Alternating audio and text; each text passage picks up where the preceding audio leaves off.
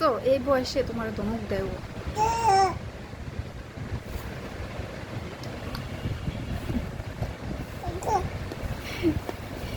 এটা কেউ খেতে পারবে?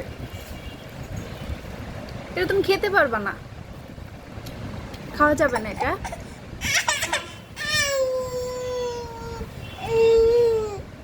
এই যে শোনো শোনো, এটা খাবে? খাবে তুমি?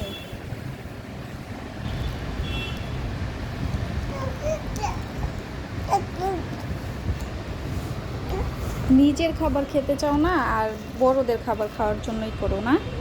হ্যাঁ, এত দুষ্ট হয়ে গেছো তুমি।